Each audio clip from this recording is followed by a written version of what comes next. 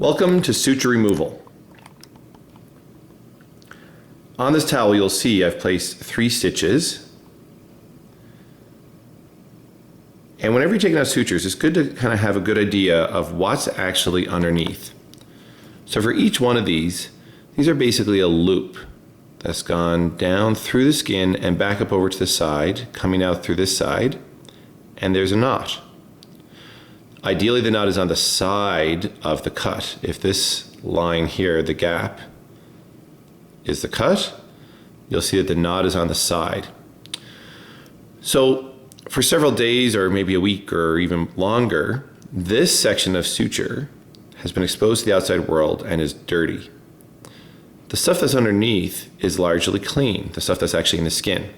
So you want to remember that so that when you take out your sutures, you don't inadvertently pull the dirty suture back through the skin. You don't want to introduce germs into it.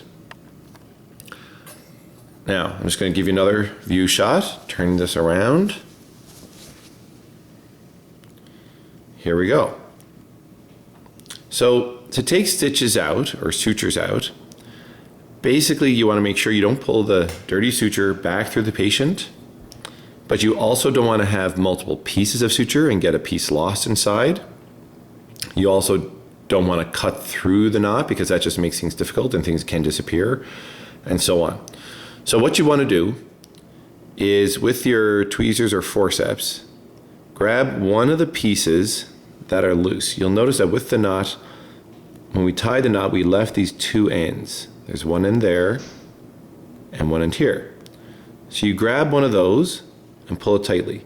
Now you've got an option. You can either cut underneath the knot here or way over here, but you want to cut close to the skin surface. So then that way when you pull it out, you're not pulling through dirty suture. I actually find the controls a bit better to cut here because I'm pulling up right here. I'm using the base of my hand, if possible, on the patient, or in this case the towel, and I'm kind of securing things so that way I'm not jiggling stuff. I'm not lifting up in air, because lifting up in air, things are kind of jiggly, it's harder to control.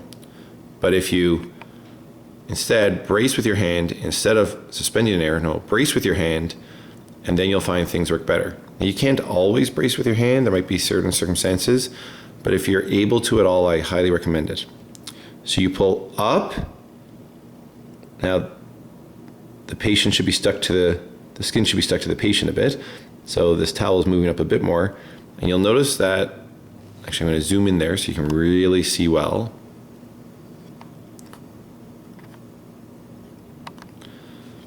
So I'm pulling up on the knot, and there's that little stretch down here that's below the knot.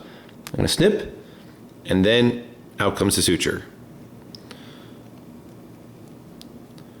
Pull up again.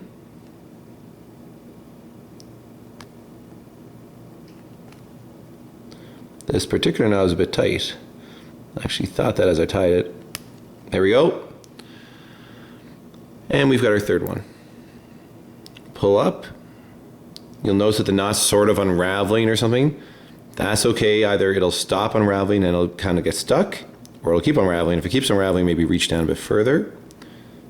Grab it and snip. There we go. Now, because this was a towel, I was pulling up, having to kind of pull up and slightly push down with my scissors at the same time, which you don't usually have to do with skin, but sometimes with some loose skin, you might have to actually, you know, you're using the instruments as you're pulling up here, you are putting a little bit of downward pressure here, but you'll notice that the suture just flung right up, it just popped right out. Other times it's not under as much tension. You can just gently lift up the suture and make a little snip, and then the suture stays there. And in that case, what you do is then you just keep holding onto it and just gently pull it out. And that is how to remove sutures.